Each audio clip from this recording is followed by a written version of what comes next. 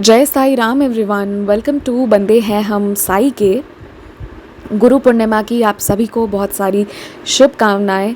ये वीडियो शायद आगे या पीछे चला जाए बिकॉज़ मैं इतना तो प्रिपेयर नहीं है कि किस दिन ये वीडियो जाएगा, तो मे बी विशेज़ आगे या पहले या बाद में हो रही हो, जो भी हो, अपोलॉजीज़ फॉर द सेम।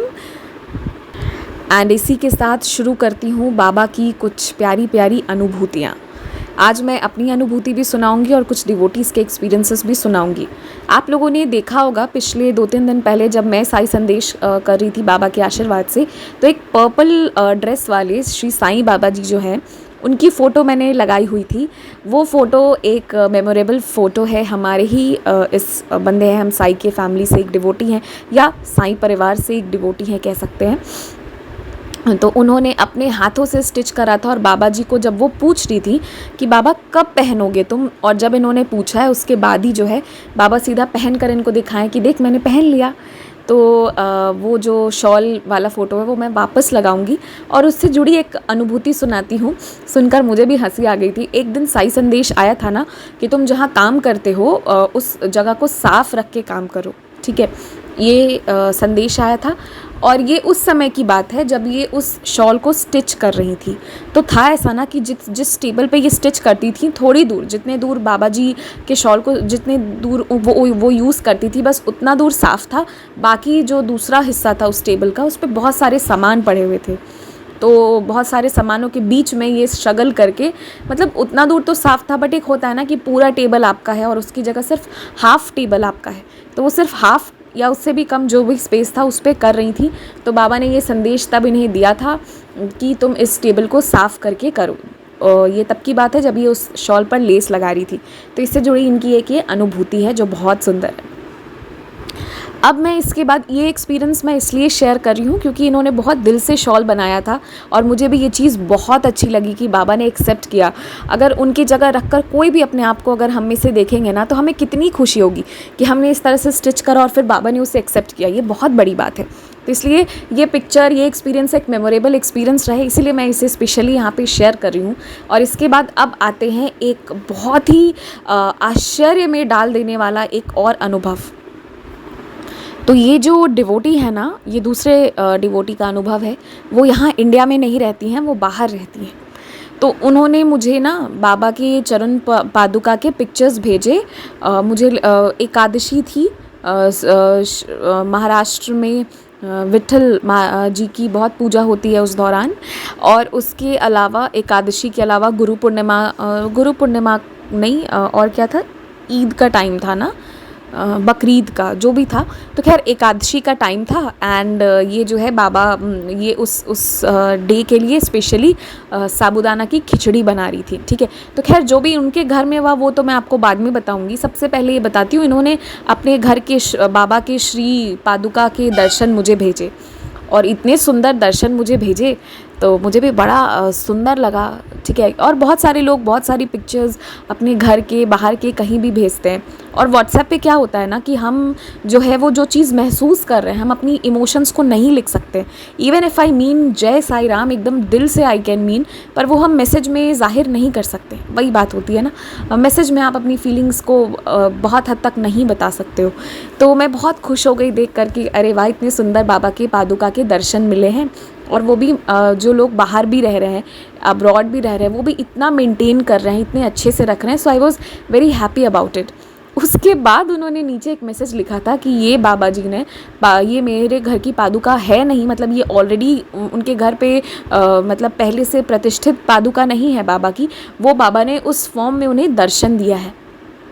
तो ना मेरे दिमाग भी हिल गए कि ऐसा कैसे हो गया, मतलब एकदम क्लियरली जिसे विजिबल कहते हैं ना बाबा की पादुका। तो मैंने फर्स्ट पिक्चर देख के मुझे लगा कि ये अपने घर के दर्शन भेज रही है मुझे। कोई भी देखेगा तो उसको डाउट होगा ही नहीं कि मतलब ये ऐसा कुछ हो सकता है, इसके पीछे की जो लीला है। तो I also thought the same कि ये बाबा की पादुका है, इसके पिक्चर्स उन्होंने भेजे। तब उन्होंने जब उसके पीछे की लीला बताई ना, तो मैं भी एकदम शॉक्ड थी। देखिए बाबा की ये बहुत दिल से भक्ति करती है ना, तो बाबा इनके घर पे कह सकते हैं कि दर्शन दिए हैं। क्योंकि वो जो जब वो साबूदाना की खिचड़ी बना रही थी तो उन्होंने जो पोटैटोज़ थे ना, आलू जो थे उनको छील कर रखा था। आलू छीले हुए थे और उन्होंने जैसे ही बीच से कट करा ना, बीच से कट करके 2 हिस्सों में रखा, तो वो दोनों में से ना पादुका जो है वो दिख रही थी। मतलब किसी के पाँव हैं, left and right, proper left and right, और इतना परफेक्शन उसमें कि जो हमारी सबसे बड़ी वाली उंगली होती है ना, तो वो भी एकदम परफेक्टली अलाइंड था। कैसे हमारे पाँव की जो बड़ी उंगली है, इस पाँव की और लेफ़्ट एंड राइट की दोनों अगल बगल है, तो बिल्कुल उसी अलाइनमेंट में वो निकल कर आया था।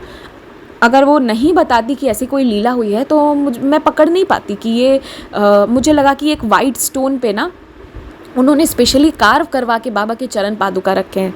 मैं ये सोच रही थी। फिर उन्होंने बताया कि जैसे उन्होंने आलू छीला, वो एकादशी का दिन था एंड डेफिनेटली ये बाबा की भक्ति बहुत दिल से करती हैं, तो जैसे ही छील के रखा ना इन्होंने, तो इन्हें बाबा की ये पादुकाएँ दिखी। तो फिर इन्हें लगा कि हो सकता है मैं दिन भर साईं साईं सोचती हूँ इसलिए मुझे दिख रहा हो। और ऐसा कई बार बहुत डिवोटीज़ के साथ होता भी है, ठीक है, कि क्योंकि हम सब साईं साईं सोचते हैं तो हमको किसी भी स्ट्रक्चर में बाबा दिखते रहते हैं। तो मतलब कहीं पे भी हम देखेंगे तो हमको साईं ही नज़र आएंगे। किसी भी फॉर्म में हम देखेंगे तो वो हम कहीं ना कहीं से वो उसमें साईं को ही खोजने की कोशिश करते हैं। ये भी बाबा की बहुत विशेष कृपा है, ठीक है, कि हर आर्ट में खोजते हैं। तो इन्हें भी वही लगा कि वही मेरे साथ हो रहा होगा। पहले बहुत देर इन्होंने निहारा उसे कि वो बाबा के चरण हैं, वो बाबा के दर्शन हैं। उसके बाद जो है इन्होंने अपने घर पे जो भी है उनको पूछा कि क्या जो मुझे दिख रहा है वो तुम्हें ही दिख रहा है, एंड देन जिन कोई भी दिखेगा तो उसको वही दिखेगा। और फिर उन्होंने भी बोला कि हाँ ये दिख रहा है। तो फिर उन्होंने ना उसे फिर अच्छे से टीका चंदन करके उसे रखा। एकादशी के दिन बाबा अपने श्री चरणों का दर्शन इन्हें दिए और उसके बाद जो है अब वो उसका देखिए भाव क्या है इनके, ठीक है। उसके बाद अब वो उसका प्रॉपर विसर्जन करेंगे, क्योंकि वो पोटैटोज़ में है तो वो उसको लंबे समय के लिए तो प्रिजर्व नहीं कर सकते हैं ना, बट वो उसका फिर अब बाद में विसर्जन करेंगी। तो जब मुझे ये चीज़ मालूम हुई ना, पीछे वाली स्टोरी बिहाइंड दिस, फिर मैंने ना ध्यान से जूम कर करके देखा, तब मैंने रियलाइज़ किया कि वाकई में वो जो है ना वो आलू पे बाबा के पाँव निकल के आए हैं, ऐसा वहाँ पे उसमें उस माध्यम से बाबा ने दर्शन दिया है इन्हें। वरना पहले मुझे ना लग रहा था वाइट स्टोन पे ब्लैक से कार्व किया हुआ है। इतनी परफेक्ट पिक्चर, इतना सुंदर बाबा जी का दर्शन। ये जो अनुभूति है ना, ये साईं भक्त के लिए बहुत बड़ी बात है, बहुत बड़ी बात है कि बाबा का बताना कि देख मैं तुम्हारे घर पर तुम्हारे साथ में साक्षात हूँ। देखिए आप लोग ये बात जानते हैं कि मैं जो ऐसे एक्सपीरियंसेस होते हैं, जब तक पक्का बहुत श्योर नहीं होती हूँ मैं शेयर करने से बचती हूँ, क्योंकि कई बार ऐसा भी होता है, मेरे साथ भी संभव है, औरों के साथ भी ये चीज़ संभव है कि आप देखोगे ना तो लगेगा कि ये तो बाबा हैं, लेकिन सिर्फ वो आपको दिखेंगे, सबको नहीं दिखेंगे, क्योंकि हम अपने मन के भाव से साईं को देखने की कोशिश कर रहे हैं। और सच कहूँ ना तो जब सब कुछ साईं का है, सब कुछ साईं का है, तो साईं का दिखना वो तो बिल्कुल पॉसिबल है। लेकिन जब आप उसी को किसी ऐसे के दृष्टिकोण से देखने की कोशिश करेंगे जो एक साईं भक्त नहीं है, एक नॉर्मल सा इंसान है जो बिल्कुल भी भक्त नहीं है, तो क्या उसे भी वो चीज़ नज़र आएगी? ये सवाल होता है, ठीक है। जब आप दोनों, कई बार मुझसे डिवोटीज़ पूछते हैं कि आपको मेरे दिया में बाबा दिख रहे हैं, कभी किसी आकार में पूछते हैं। मैं कहती हूँ, मैं एक ही रिप्लाई देती हूँ कि मैं मानती हूँ इसमें बाबा आपको दिख रहे होंगे, मुझे नहीं दिख रहे हैं क्योंकि मैं नहीं खोज रही हूँ। आप साईं को खोज रहे हो इसलिए बाबा आपको दिख रहे हैं। तो ये कोई मतलब बाबा आपको अलग अलग आकारों में दिखते रहेंगे क्योंकि आप साईं को इस तरह से अपने मन में बसाए हो। और बाबा का दिखना बड़ी अनुभूति नहीं है, क्योंकि ये सब कुछ बाबा का ही है। आप महसूस करो या ना करो, एवरीथिंग इज़ बाबा, सब साईं है। लेकिन इस तरह के भाव को रखना, ये बहुत बड़ी बात होती है। ये रियलिटी में ये अनुभूति होनी चाहिए कि देखो कैसे हमें हर जगह हम साईं को देखने की कोशिश करते हैं, किस तरह से बाबा ने हमको रिफाइन कर दिया है, ये अनुभूति है एक्चुअली में, ठीक है। लेकिन इनके केस में इतना क्लियर दिखा सब कुछ, इट वॉज सो क्लियर कि मैं भी ना मतलब एक कोई भी नॉर्मल इंसान देखेगा वो उसको लगेगा ये तो बाबा के चरण ही है। तो मैं पिक्चर्स शेयर कर रही हूँ, आप लोग देखिएगा वो पिक्चर्स और बाबा के श्री पादुकाओं के दर्शन लीजिए। और बस बाबा से यही विनती करिए कि जैसे बाबा इनके घर पर हैं, हमेशा कृपा करें, इनके घर पर भी करें, आप सबके घर पर भी, आप सबके साथ भी बहुत कृपा रखें। और समय समय पर हमें अपने होने का एहसास दिलाते रहें, क्योंकि बाबा हम इंसान हैं, हमसे गलतियां होती हैं, हम भूल भी जाते हैं चीज़ों को, और हमें प्रमाण भी चाहिए रहता है। इन 2 चीज़ों के बाद ना अब एक और अनुभव आपको सुना रही हूँ, क्योंकि आप सोच रहे होंगे कि ये एक्सपीरियंस सुना रही है, साई संदेश क्यों नहीं सुना रही। साई संदेश को लेके मेरे पास मैसेजेस आ रहे थे। मैंने साई संदेश ना कल से सुनाना छोड़ दिया था। I suppose Saturday, Friday and Saturday 2 दिनों से नहीं सुना है। अब थर्सडे को महापारायण तो हो गया, ठीक है, महापारायण अच्छे से हो गया, लेकिन उसके बाद ना मेरे मन में इच्छा नहीं हो रही है। एक मन में ना हल्का सा कहीं पर एकदम एक दुख, जैसे दुख बैठ गया हो ना, ये थी। कल मुझसे ना एक डिवोटी हैं, उन्होंने पूछा कि आप साई संदेश क्यों नहीं कर रहे हो। तो मैंने उनको बस रिप्लाई दे दिया कि बस ऐसे ही मेरा मन नहीं हो रहा है, इसलिए मैं नहीं कर रही हूँ। पर उनके उस क्वेश्चन पूछने के बाद ना मेरा ध्यान गया कि वाकई में हुआ क्या। थर्सडे को जब मैंने श्री साई सच्चरित्र जी के पारायण करे और बहुत श्रद्धा से किया, मैंने बहुत श्रद्धा से बहुत चीज़ें बोली, बाबा से बहुत बातें हुई, सब कुछ सही था। लेकिन उसके बाद ना रात में मुझे ना एक पता नहीं क्यों एक दुख मन में आ गया, किसी चीज़ को लेके नहीं। इसलिए नहीं कि मेरे पाँव में फ्रैक्चर है या कुछ भी, कुछ नहीं, वो सब का कोई प्रॉब्लम ही नहीं है।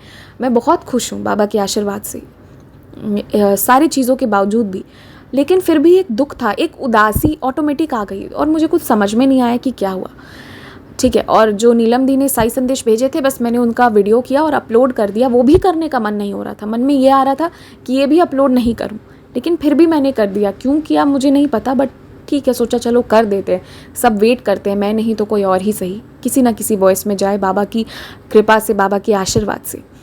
इसके बाद क्या हुआ ना कि फ्राइडे की सुबह जब मैं नहा धोकर फिर उसके बाद जब नाश्ता करने बैठी, तो जैसे ही मैंने व्हाट्सएप खोला तो फिर हमारी फैमिली के ग्रुप में मैसेज आया हुआ पड़ा था कि मम्मा के कज़न यानी मेरे मामा हुए, ठीक है, तो उनका ना रात को 12:30 पर देहांत हो गया था। तो वो ही पास्ड अवे, ठीक है। तो उनकी डेथ की न्यूज़ फिर उस वक्त मुझे मिली और सिर्फ मैंने ही पूजा करा था और किसी ने किया भी नहीं था उस वक्त। तो ये वाली न्यूज़ मुझे मिली, तब ना मतलब बाद में जब मैं रिकलेक्ट करी तब मैंने रियलाइज़ किया कि इसीलिए मेरे मन में इतना दुख एकदम से रात में आ गया था। दिन भर थर्सडे को मैं बहुत खुश थी, कोई प्रॉब्लम नहीं, कुछ नहीं, सब सही था, बट रात हुई ना तो मन में एक बहुत दुख बैठ गया। तो क्योंकि मामा का इस तरह से एकदम से डेथ हो गया ना, तो हालांकि वो बहुत प्रॉब्लम में थे, उनका जाना बहुत ज़रूरी था उनके लिए, he was in pen, but किसी का भी जाना हमारे लिए भी बहुत पेनफुल होता है, ये तो आप लोग समझते हैं ना, हम सब समझते हैं, मुझे पता है। तो इसलिए ना तब मैंने बाद में रियलाइज़ किया कि इसी बात का मेरे मन में बहुत दुख था और शायद इस कारण से मैं अंदर की उदासी जो थी वो मुझे रोक दी थी पहले ही से, और इसलिए मैं वो कर नहीं पाई। तो यही कारण था कि मैं साई संदेश 2 दिनों से नहीं कर पा रही हूँ। तो ये भी एक अनुभूति है, इसे भी अनुभूति कह सकते हैं कि बाबा सब कुछ पहले से जानते हैं और बाबा ये भी जानते हैं कि अगर कोई चीज़ है तो मैं उसे फॉलो करूँगी, अगर पहले से हम करते आए हैं तो, क्योंकि हमारे संस्कार भी तो कोई चीज़ होती है ना।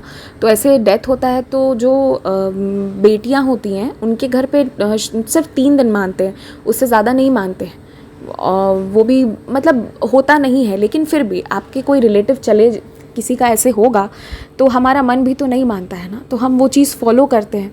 तो बाबा इसीलिए शायद मुझसे पहले ही से फॉलो करवा रहे थे, क्योंकि एक तरह से ये जो वीडियो शेयर करना है या जो भी कर रही हूँ, ये एक तरह से मेरी पूजा ही है बाबा के लिए, क्योंकि इसके अलावा मैं कुछ करती नहीं हूँ बाबा के लिए। और मुझसे पूछते हैं ना सब कि क्या करा जाए, कैसे करे, क्या नहीं करे। मैं बोलने को बहुत चीज़ें बता देती हूँ, ये करो वो करो ऐसे वैसे, लेकिन अगर आप मेरी बात करेंगे ना तो मैं कई दिन अगरबत्ती भी नहीं जलाती हूँ, सिर्फ बाबा के सामने बैठती हूँ, नथिंग एल्स नहीं करती हूँ, हो ही नहीं पाता है, या बाबा करने ही नहीं देते। शायद उनको सिर्फ उतना ही चाहिए और वो उतने ही में खुश रहते हैं। तो ये भी एक अनुभूति है, और इस अनुभूति के माध्यम से मैं आप लोगों को ये भी बताना चाहती हूँ कि लाइफ है, लाइफ में चीज़ें, बहुत चीज़ें होंगी, प्लस एंड माइनस होगा, फिर भी आपको बाबा पे विश्वास रखना है। हम बाबा से नाराज़ हो सकते हैं, बाबा से सवाल कर सकते हैं, बाबा ऐसा क्यों हुआ, लेकिन छोड़ना नहीं है। और ये भी हमें याद रखना है कि जन्म मृत्यु का चक्र भी चलता रहेगा। बहुत सारे लोग अपने टाइम से जाएंगे, पर हमारी लाइफ में कुछ लोग होंगे जो बिना टाइम के जाएंगे, आज नहीं तो कल हमें वो भी एक्सेप्ट करना पड़ेगा। और ये बात भी मुझे बाबा ने ही सिखाया है, क्योंकि बहुत सारे डिवोटीज़ जो हैं उन्हें ये लगता है ना कि मैं बाबा की बहुत क्लोज़ हूँ और बाबा मेरी सारी बातें सुन लेते हैं। तो आप ज़रा सोचना कभी इस पर्सपेक्टिव से कि अगर बाबा मेरी सारी बातें सुनते हैं, हाँ सुनते हैं, बाबा सारी बातें सुनते हैं, इसमें कोई डाउट नहीं, पर कौन से प्रेयर को कैसे आंसर करना है वो बाबा की मर्ज़ी होती है, और जो मर्ज़ी होती है वो सबसे खूबसूरत होती है। तो ये बात है, सुनते सब कुछ है, मेरा आपका सबका, चाहे हम माने या ना माने, पर उसको रिप्लाई कैसे करना है वो बाबा की मर्ज़ी होती है। तो अगर बाबा सब कुछ सुनते तो क्या मैं अपने जो लास्ट टू लास्ट वीक मेरी फ्रेंड की इस तरह से डेथ हो गई, क्या अगर हर प्रेयर मेरी आंसर हो रही होती, एवरी सिंगल प्रेयर, तो क्या वो मैं होने देती मेरे प्रेयर के माध्यम से? क्या वो हो सकता था? या मेरे मामा का जाना, क्या वो उसको मैं रिवर्ट नहीं करवा लेती? तो बात ये है ना कि आप बाबा की भक्ति करोगे, इसका ये मतलब नहीं है कि हर चीज़ आपके हिसाब से होगी। आप अगर मेरी जगह रहकर सोचिएगा कभी कभी, तो आप एक्चुअली, मैं खुद ही सोचती हूँ कभी कभी, मैं खुद हैरानी में रहती हूँ कि अब चाहे मुझे पेन भी आता है ना, तो भी मुझे मतलब वो चीज़ मुझे ना बाबा से अलग कर सकती है, ना आप लोगों के साथ शेयर करने से अलग। दुख है मन में, वो बात सही है, but that does not mean कि मेरा विश्वास बाबा से टूटेगा। और यही हम सबको करना होगा, और मेजॉरिटी लोग करते हैं। जो नहीं करते, जिन्हें ये लगता है ना कि आपकी एक चीज़ बाबा नहीं सुने, लोग एक्सपेक्ट करते हैं ना कि हम बाबा की शरण में आए तो बाबा सारी बातें माने। जहाँ एक चीज़ खिलाफ हो गई तो फिर हम बाबा तो हमारी सुन ही नहीं रहे। अगर वैसा होता तो आप ये सोचिए कि मेरे भी पाँव में फ्रैक्चर है, पाँव टूट गया है, एकदम बढ़िया फ्रैक्चर। और फ्रैक्चर भी कैसे हुआ? बस नॉर्मली पाँव रिवर्ट हुआ, कुछ गिरना, कुछ एक्सीडेंट, कुछ नहीं हुआ, कुछ भी नहीं। वो नहीं होना था, वो हुआ। तो मैं भी तो शिकायत कर सकती थी ना बाबा से कि बाबा मैं भी तो पूजा करना छोड़ सकती थी कि मैं तुम्हारी पूजा कर रही हूँ, तुमने मुझे ये दिया। नहीं, वो हमारे पेन को बहुत कम करके देते हैं। मेरे लिए निश्चित ही 1-2 दिन बहुत डिफ़िकल्ट था। मैं, पता है, ओम साई राम, ओम साई राम, ओम साई राम करके जैसे तैसे जाती थी। 2 दिन तो मुझे चलना ही नहीं आया था कि एक पाँव के सहारे कैसे चलते हैं। फिर बाबा धीरे धीरे धीरे सब कुछ सिखाए। मैंने सिर्फ इतना कहा कि बाबा, ये जो आया है ये ज़रूरी था ना, ये, और ये मेरे लिए बहुत अच्छा है। अगर ये नहीं होता तो कुछ बहुत बुरा होता। सो आई एक्सेप्ट योर डिसीजन, इसमें कोई सवाल ही नहीं। पर अब जो है ना कि इस एक पैर पे बैलेंस करना सिखाओ, बस एक पाँव पे चलना सिखाओ। और जब मैंने ये चीज़ कही है ना, उसके बाद बाबा जो है वो अलग तरह से सब कुछ को नॉर्मल करते चले गए। तो यही बात है। और आप अगर मेरी लाइफ भी देखेंगे ना, तो पिछले कुछ दिनों में इतनी सारी चीज़ें हुई है। I have lost some of the very closest people of my life. फिर भी सामने आ रही हूँ, फिर भी कह रही हूँ। क्यों? क्योंकि ये बाबा की कृपा है, और ये हम सबको समझना होगा। बहुत चीज़ें होंगी, अच्छी भी होंगी, बुरी भी होंगी, पर बाबा को नहीं छोड़ना है। क्योंकि अगर आप बाबा को पकड़े हो ना, तो वो बुरा होगा तो आप क्योंकि वो आपके लिए पेनफुल है, तो फिर आप उससे निकल पाओगे बाबा के कारण, और अच्छा तो होगा ही, निश्चित ही अच्छा होना है। बुरा इन द सेंस कि अभी मैंने जिन लोगों को खोया है वो मेरे लिए तो बुरी बात है, पर एज अ सोल, उनके लिए अगर आप देखिए तो उनकी आत्मा के लिए वो चीज़ बहुत ज़रूरी है, इसलिए वो चीज़ हुई है। So there has to be acceptance. और आपको पता है, एक एक मोमेंट, एक एक चीज़ जो आपकी लाइफ में आता है ना, उसको सेलिब्रेट करिए।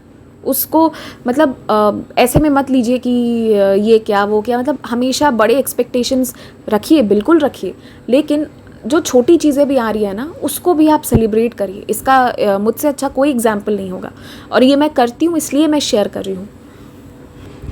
तो मुझे ना मेरे एक पुराने झुमके का अनुभव याद आया। जब किसी रिलेटिव से बात हो रही थी, तो मैंने ना ऐसे बोल दिया था कि ठीक है, जब हम वहाँ जाएंगे ना, वृंदावन जाएंगे ना, तो मैं वहाँ पे आपको बहुत सुंदर वाले सेट दिलाऊंगी, ठीक है। और सेट दिलाऊंगी, तो there was a smile on the face. तो फिर मैंने पीछे से कहा कि लेकिन वो आर्टिफिशियल सेट होगा ठीक है वो। तो मैंने ये बात कही, तो उधर सामने से मुझे रिप्लाई आया कि अब हम अभी भी, अब हम सिर्फ आर्टिफिशियल ही पहनेंगे, अब हम इतने आगे निकल चुके हैं, अब हम आर्टिफिशियल नहीं पहन सकते, ठीक है। मतलब ये वाला रिप्लाई आया था। इससे मुझे एक चीज़ ध्यान में आई, एक पुरानी अनुभूति मेरी मुझे याद आई। पता है, आज से कुछ साल पहले मैं एक बार मौर्य लोक कॉम्प्लेक्स गई हुई थी ना, तो वहाँ पे बंजारे लोग ईयरिंग्स लगाते हैं ना, कोविड के पहले भी लगाते थे, और वो जो उनकी ईयरिंग्स लगती है वो टाइम्स ऑफ इंडिया में उस न्यूज़ को कवर भी किया जाता है, ठीक है। तो बहुत ही अट्रैक्शन का सेंटर रहता है। आप मौर्य लोक एंटर करेंगे तो आपको मिलेगा। अब तो खैर पीछे वाले गेट से है, आगे वाले गेट से जाने से ना, वहाँ से डाक बंगला चौराहा से आने पे। तो क्योंकि मैं इतना चीज़ इसलिए बता रही हूँ कि बहुत सारे पटना वाले भी हमारे डिवोटीज़ हैं, तो वो जा सकते हैं वहाँ, ठीक है। हालांकि मैं कोई ऐड नहीं कर रही हूँ उनका, लेकिन एक चीज़ बता रही हूँ। तो I am very fond of oxidise jewelleries. हाँ, तो मुझे याद है वो तब का था जब मैं स्टूडेंट थी, ठीक है। तो मेरी मम्मा ने मुझे कहा, मुझे कुछ पैसे दिए थे और कुछ काम से भेजा था कि तुम इस शॉप में ये काम कर लेना, ये ले लेना। कहीं जाना था या क्या था मुझे याद नहीं है, किसी के लिए ड्रेस लेना था, कुछ भी था, जो भी था। तो मैं मौर्य लोक में वो शॉपिंग भी एक तरह से कभी कभी काम ही हो जाता है। तो मुझे ना एक ईयरिंग पसंद आई थी, वो थी 80 रुपीज़ की ईयरिंग। मुझे वो दाम आज भी याद है, 80 रुपीज़ था उसका प्राइस, ठीक है। और मैंने पहले उसे पसंद किया, फिर मुझे लगा कि ये तो पैसे हैं मम्मा के, वेस्ट नहीं हो जाने चाहिए। तो फिर मुझे समझ में नहीं आया कि लूँ नहीं लूँ, ज़्यादा तो नहीं ले रहे हैं ये लोग, और मैंने वो छोड़ दिया, ठीक है। फिर उसके बाद क्या होता है कि मैं उस 2.5 घंटे उस कॉम्प्लेक्स में जब तक सामान लेती थी, तो जब भी उस जगह को क्रॉस करती थी ना, मैं जाती थी, मैं उसे देखती थी, 2-4-5 मिनट निहारा मैंने, और फिर मैं लास्टली नहीं लिया। तो माई ब्रदर वॉज लाइक, तुम 80 रुपये भी नहीं लगा सकती हो अपने ऊपर, 80 रुपये लगाने में भी तुमको आफत आ रहे हैं। तो फिर मैंने उसको एक ही चीज़ कहा कि देखो मैं वेस्ट नहीं कर पाऊँगी, और and I am not sure कि ये उसके वर्थ है या नहीं है। हालांकि वो उसके वर्थ ही था, later on I realise this, ठीक है। और दूसरा मुझे फिर वो भी लग रहा था कि कहीं मम्मा के पैसे वेस्ट नहीं हो जाए। ये भाव मेरे मन में हमेशा रहता है कि कोई भी चीज़ जो कोई मुझे ला कर दे रहा है, तो उसका सदुपयोग और बेहतर से बेहतर उपयोग होना चाहिए, वेस्ट नहीं होना चाहिए। वो मेरे बर्दाश्त के फिर बाहर हो जाता है, वेस्ट मैं नहीं देख सकती, ठीक है। तो फिर और पहले ऐसी नहीं थी, बाबा ने बना दिया शायद से। तो उसके बाद जो है मैंने वो चीज़ फाइनली वो नहीं ली। उस 2.5 घंटे के दौरान आधा घंटा उस पर ज़रूर दिया होगा मैंने, लेकिन वो मैंने नहीं लिया। उसके बाद क्या हुआ ना कि नेक्स्ट डे जो है मम्मा मौर्य लोग गई, शायद मामा का या किसी का कुछ तो लेना रह गया था जो मैं नहीं ली थी, मैंने छोड़ दिया था वो चीज़, क्योंकि बहुत देर हो गई थी और मुझे उतना देर फिर ज़्यादा ओवर शॉपिंग भी अच्छी नहीं होती है, तो मैंने नहीं लिया था। तो फिर नेक्स्ट डे जब मम्मा गई तो फिर वो ना कैसे तो क्या हुआ आई डोंट नो, एग्जैक्टली वही वाली ईयरिंग्स वहीं से उठाकर ले आए, ठीक है। And it was not that कि मैंने या मेरे भाई ने कुछ बताया हो, हम दोनों शॉक, यही ईयरिंग्स आ गई, ठीक है। तो फिर उसके बाद फिर मैंने वो चीज़ बताई थी कि देखो मैं यही सोच रही थी और बाबा मुझे यही दिलवा दिए, जो मेरी इच्छा थी वो बाबा जी ने पूरी कर दी। तो ये उस वक्त हुई थी, तो आई वॉज़ वेरी हैप्पी, और मैंने आज भी उसे संभाल कर रखा है। अभी भी मैं जब बनारस गई थी ना, तो मैं वो पहनी थी, मैंने वो पहन के वो भी पिक्चर्स लिए थे। तो वो बहुत पुरानी हो गई हैं, बट वो उसका वो मेंटेन है, क्योंकि वो अच्छे से रखा हुआ है मेरे लॉकर में तो इसलिए वो बहुत अच्छे से वो है, तो फिर उसका यूज़ करती हूँ। तो मैं बहुत खुश थी इस चीज़ से, ठीक है। And I am today also, आज भी मैं जब वो देखती हूँ तो मुझे वो याद आता है, और आज भी मुझे खुशी होती है, क्योंकि वो चीज़ है मेरे पास, मुझे उसके होने की खुशी है, ठीक है। वो आर्टिफिशियल है, गोल्ड का है, कैसा है क्या है ये मैटर नहीं करता, 10 रुपये का है, 50 का है, 80 का है, 100 का है, 10,000 का है, ये मैटर नहीं करता, बट वो चीज़ है मेरे पास, and that makes me beautiful. तो ये देखकर मुझे, ये सोचकर मुझे खुशी होती है, and I am very happy about it. और यही चीज़ ना मैं फिर, तो ये मेरा थॉट था, तो इसको मैंने उससे कोरिलेट किया कि जब मैंने उन रिलेटिव को बोला था कि मैं आपको वो दिला देती हूँ, एक आर्टिफिशियल सेट दिला दूँगी, मेरे मन में ऐसे ख्याल आया कि वहाँ से दिला दूँगी।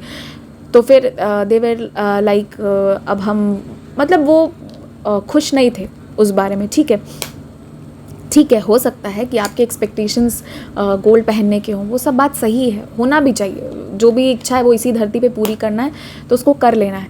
लेकिन जब कोई चीज़ आपके पास आती है ना, तो उसका दुख मत मनाइए। अगर वो चीज़ आपको खूबसूरत बना रही है, वो अच्छी सुंदर सी चीज़ है, तो एटलीस्ट उससे खुश रहिए।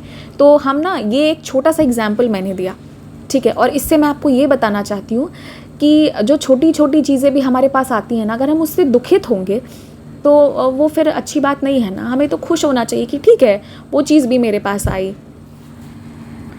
अभी जैसे कि आई am very fond of diaries, क्योंकि मैं डायरी में बहुत लिखती हूँ, बहुत ज़्यादा, और मेरी डायरीज़ ख़त्म हो जाती हैं।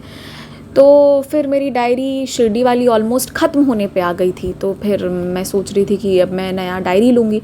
शिरडी से तो लेंगे नहीं, क्योंकि वो सबूरी रखवा के बहुत समय के बाद भेजते हैं। तो मैंने बोला बाबा इतना सबूरी तो है नहीं कि अब हम डायरी के लिए भी वेट करें, तो मैं डायरी मंगवा लूँगी ऐसा करके।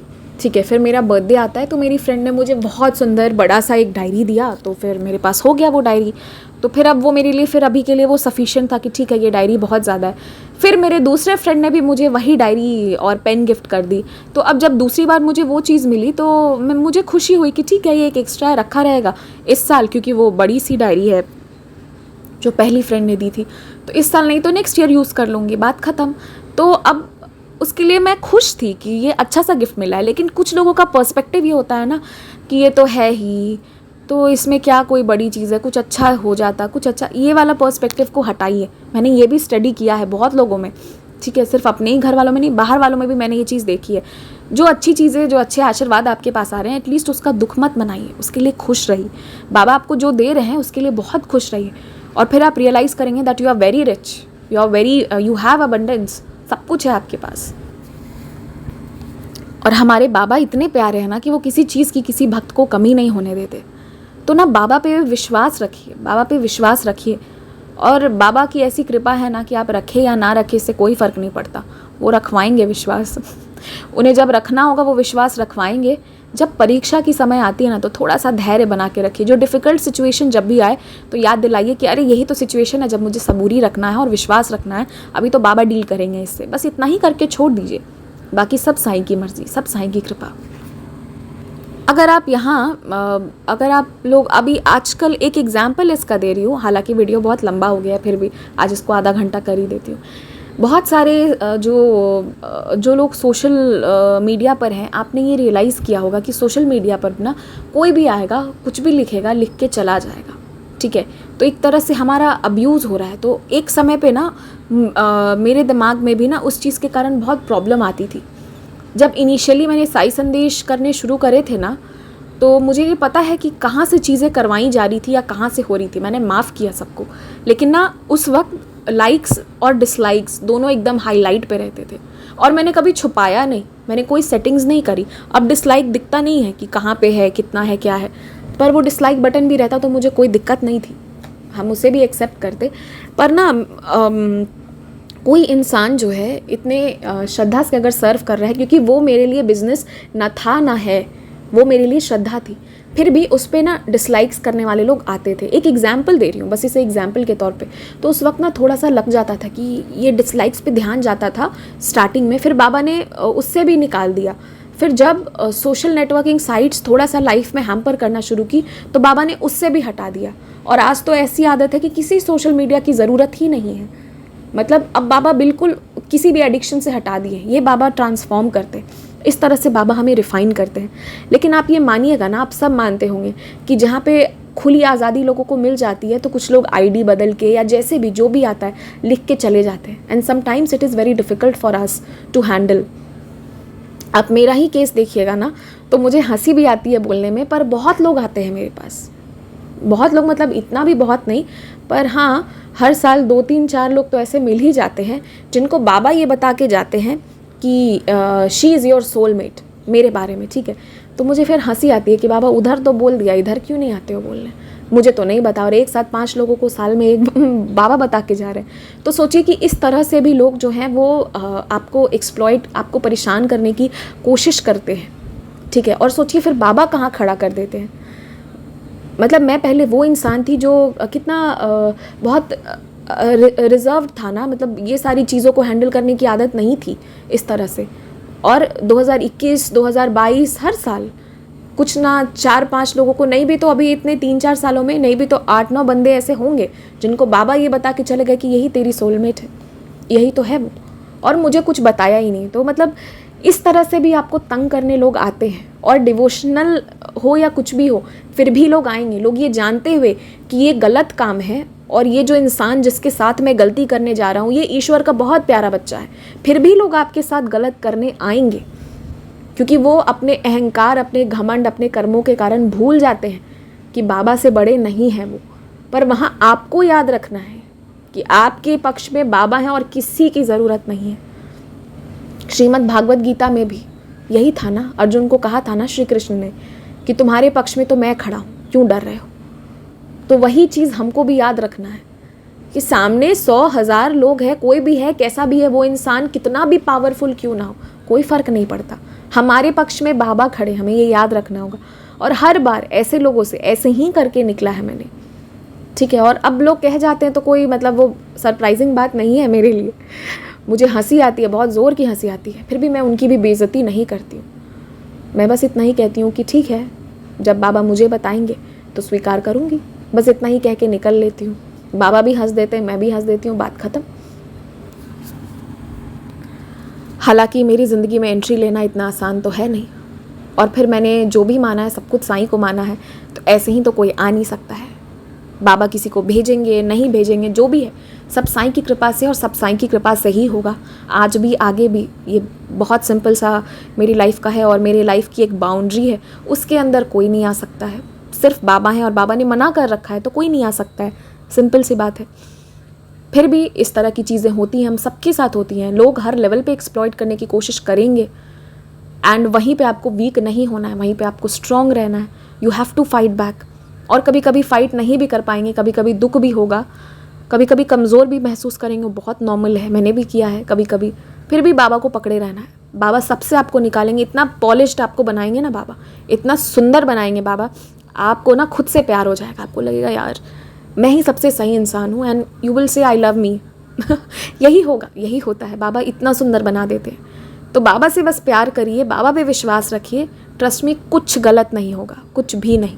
पर विश्वास करिए, ये आधा अधूरा नहीं कि आज विश्वास किया कल टूट गया फिर परसों किया, ये आधा आधा नहीं, या तो करिए या मत करिए, ठीक है। नहीं होता है तो बाबा से बोलिए बाबा ट्रस्ट नहीं हो रहा है, वो सबूरी रखा नहीं जा रहा है, श्रद्धा बन नहीं पा रही है, बस एक कहीं ना कहीं औरों को सुन के मन में विश्वास है कि तुम मैजिक करते हो, तो प्लीज़ हेल्प मी। ये भी बोलिए, मैंने ये भी बोला हुआ है बाबा से, सच कह रही हूँ। क्योंकि हर दिन पहले लोगों की नेगेटिविटी सुन के मुझे लगता था कि बाबा के लाइफ में आने के कारण ही बुरा हो रहा है, क्योंकि हर कोई अपना एक ही पर्सपेक्टिव बताता था। फिर बाद में बाबा ने कहा कि वो तो तुम्हें उतनी ही कहानी बताएंगे ना जितना वो उनके तरफ से है, पूरी तो बताएंगे नहीं, और तुम मान लेती हो उनकी बातें। यही बाबा ने सिखाया। अब ऐसा नहीं है कि बाबा ने फ़ोन करके बोला हो या एकदम, पर धीरे धीरे टाइम के साथ वो चीज़ें बताते हैं। और आज ना मैंने इतना बोला है कि आज ये वीडियो 31 मिनट्स के ऊपर की हो गई है, ठीक है। तो ये पूरे हफ्ते के बदले मैंने आज बोल दिया है। इसी के साथ जय साई राम, टेक केयर। जो भी हो रहा है उसे होने दीजिए, don't control anything, just have firm faith on Baba.